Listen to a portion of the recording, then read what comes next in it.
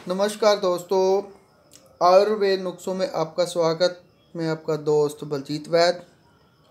दोस्तों, आज नामर्दी के ऊपर एक और मैं आपके लिए नुस्खा लेके आया हूँ।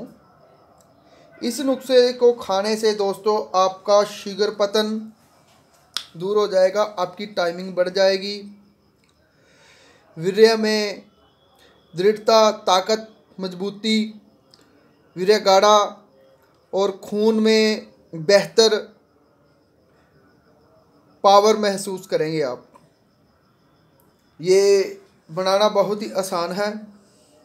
तो ये एक छोटा सा वीडियो बनाऊंगा मैं, जिससे आपको पता चले भी कैसे ये बनाई जाती है। मैंने पहले भी बनाई हुई है, प्रैक्टिकल भी दिखाया है कई बार करके। तो इसको खाने से इंतशार की जो कमी है वो पूरी हो जाएगी। जिनका इंतशार कम आता है, यानी कि टाइमिंग कम है, जिनकी जो ढीलापन है वो ख़त्म हो जाएगा। तो उसके लिए और भी इससे बड़े फ़ायदे होते हैं। जोड़ों के दर्द, शरीर में टांगों, बाजू, कमर दर्द, किसी प्रकार की दर्दें नहीं रहती हैं। तो सबसे मेन बात है कि इसको हमने बनाना है सेक्स पावर बढ़ाने के लिए, जिनका शुगर पतन हो जाता है उसके लिए, टाइमिंग के लिए, स्टैंडिंग के लिए, खून की वृद्धि के लिए, वीर्य की वृद्धि के लिए, स्टैमिना बढ़ाने के लिए और खुद को जवान रखने के लिए। तो कई तरह से नुस्खे बनते हैं, लेकिन जो नुस्खा मैं आपको बताने वाला हूँ, इस तरीके से यदि आप बनाते हैं तो आप पावरफुल अपने को महसूस करेंगे खाने के बाद। तो नुस्खा क्या है? हमारे पास है दोस्तों ये सिंगरफ। तो आपने ये सिंगरफ लेनी है, रूमी सिंगरफ बोलते हैं इसको।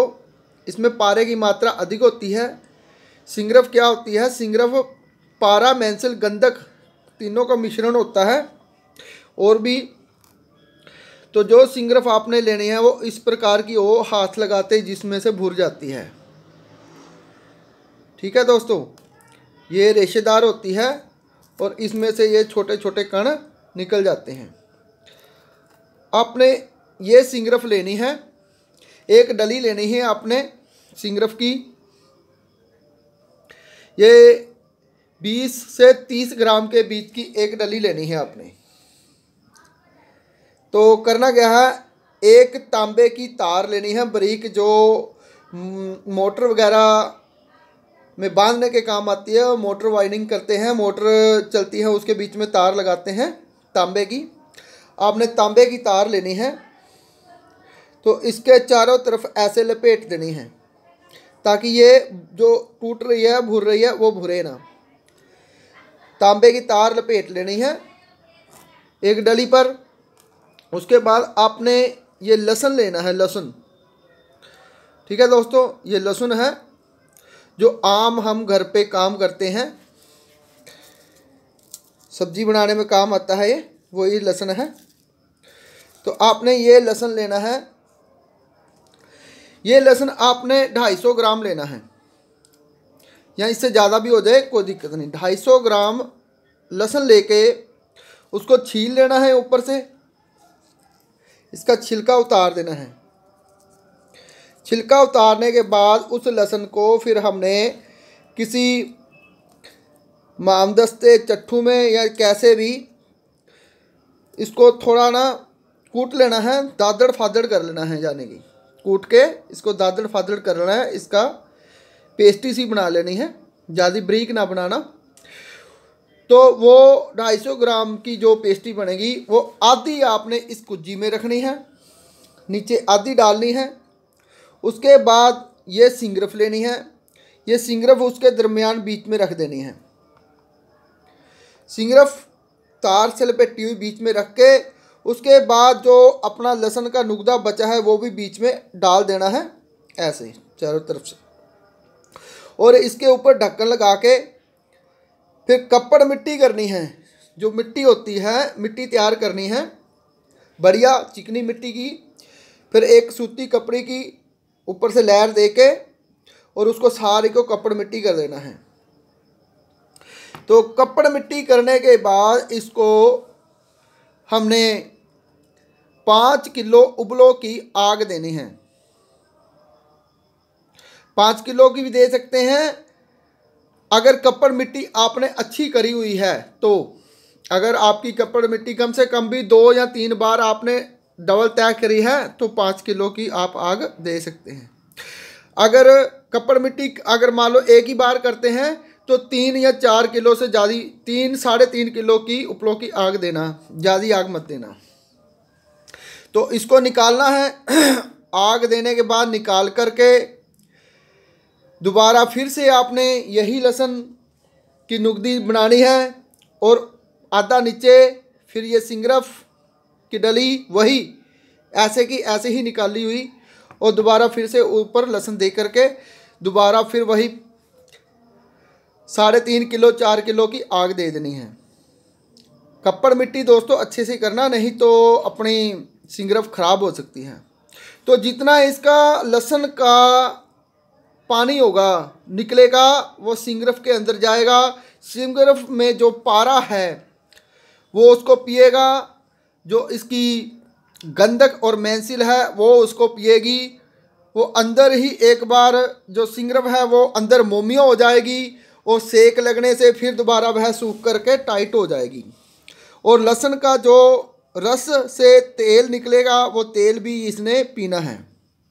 ठीक है दोस्तों, ये क्रिया आपने 5 बार कर लें। 5 बार इस लहसुन में इस डली को अगर आप बना लेते हैं तो जो ये अपनी सिंगरफ तैयार होगी, ये लाजवाब सिंगरफ तैयार होगी। लेकिन दोस्तों एक बात मैं आपको बता देना चाहता हूँ, इस डली को बनाने से पहले आपने क्या करना है, शुद्ध जरूर कर लें। जब भी मैं सिंगरफ का नुस्खा देता हूँ, कहीं भी बताता हूँ, तो आप अपनी तरफ से उसको शुद्ध जरूर करें। शुद्ध कैसे करना है, इसको बकरी का दूध लेना है।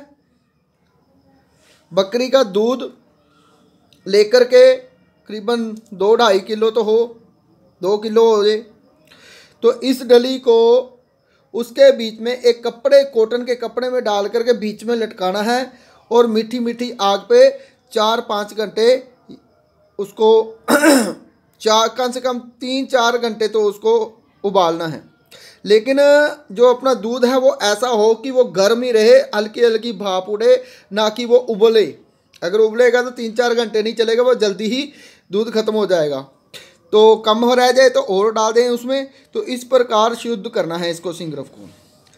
तो इसी प्रकार इस नुस्खे को बनाने के बाद जब हम 5 बार कर लेंगे तो निकालने के बाद जो अपनी सिंगरफ अपने हाथ लगेगी वो बिल्कुल कायम बावजन होगी। बावजन जाने की जितना वजन इसका हम रखेंगे उतना ही हमें मिलेगा।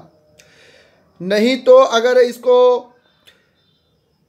बनाते हैं सेक ज़्यादा लग जाए या आग ज़्यादा दे दी जाए तो ये इसका जो पारा है वो उड़ जाता है और बीच में हमें कुछ भी हासिल नहीं होता है। ये बनाना बहुत ही मेहनत का काम है, लेकिन जो बन जाती है उससे दोस्तों फ़ायदा क्या है, आपकी नसें, चाहे वह लिंग की नसें हों, चाहे पूरे हथेली हाथ की नसें हों, उसकी मजबूती, खून का प्रेशर बढ़ जाएगा। जिसकी स्टैंडिंग डाउन है वो स्टैंडिंग उसकी कड़क हो जाएगी। जिनकी लेंथ बीच में धंस चुकी है, किसी का लिंग अंदर को धंस चुका है, क्योंकि उनकी खून का प्रेशर नहीं पूरा होता तो ढीला रहता है, तो वो स्टैंडिंग भी उसकी पूरी कड़क हो जाएगी। तो ये सिंगरफ का नुस्खा जो था ये शरीर के पट्ठों को मजबूत भी करता है, खून को बढ़ाता है, लिंग में प्रेशर को बढ़ाता है, टाइमिंग को बढ़ाता है, ढीलेपन को ख़त्म करता है और शरीर की इम्यूनिटी, शरीर की ताकत को बढ़ाता है। शरीर में जोड़ों के दर्द, कमर दर्द, पट्ठे दर्द, कहीं भी दर्द हो उसको ठीक करता है। खुराक क्या है इसकी अब बात आती है। अभी बनने के बाद इसको खरल में डालना है और इसको खरल करना है। खरल करने के बाद इसकी खुराक केवल 1 चावल के बराबर, 1 चावल के बराबर सिर्फ मक्खन के साथ लेनी है। 1 चम्मच मक्खन ताज़ा, और उसके बीच में ये एक चावल डालनी है और ऐसे ही अंदर निगल जाना है उसको। और दूध पीना है हमने, पानी मत पियो। जब ये खुराक शुरू करेंगे आप तो पानी मत पीना। आपको प्यास लगेगी तो आपने ये दवाई खाई है, ध्यान रखना, प्यास लगेगी तो दूध पीना आपने बढ़िया वाला, पानी मत पीना। घी खाओ खाने के साथ और मक्खन का उपयोग करना। खुराक जितनी खाओगे उतनी ही आप में ताकत आएगी। तो ये नुस्खा आपको कुछ समझ ना आए तो आप मेरे से व्हाट्सएप मैसेज कर सकते हैं। व्हाट्सएप पे आपके पास यदि कोई नुस्खा कहीं का भी कोई भी किसी भी वैद्य हकीम का या अपना घर का पड़ा हुआ आपको समझ में नहीं आती है, आप मेरे से शेयर करें, उसके बारे डिस्कस करनी हो तो वो कर सकते हैं। यदि अपनी प्रॉब्लम के बारे कुछ पूछना चाहते हैं तो वो भी मेरे से पूछ सकते हैं।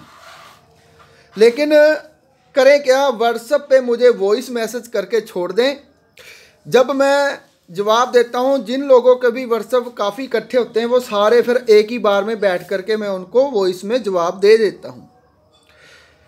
तो दोस्तों मेरे से पूछने के लिए रिक्वेस्ट है कि फ़ोन मत करें, व्हाट्सएप ही करें। ये मेरा व्हाट्सएप नंबर मैंने दे रखा है, व्हाट्सएप करना। तो धन्यवाद दोस्तों, चैनल को सब्सक्राइब करें, लाइक करें और इनको शेयर भी करें ताकि और भी दोस्त और मेरे कुछ वैद्य हकीम भाई जो सीखना चाह रहे हैं और सीख रहे हैं तो उनको भी फ़ायदा हो पाए। आगे मैं आपको और भी नुस्खे बहुत सारे देने वाला हूँ, बहुत सारे नुस्खे देने वाला हूँ। तो अगले और नुस्खों के लिए भी यदि आप सब्सक्राइब करेंगे तो आपके पास नोटिफिकेशन पहुँच जाएगा और आप देख सकते हैं। धन्यवाद दोस्तों।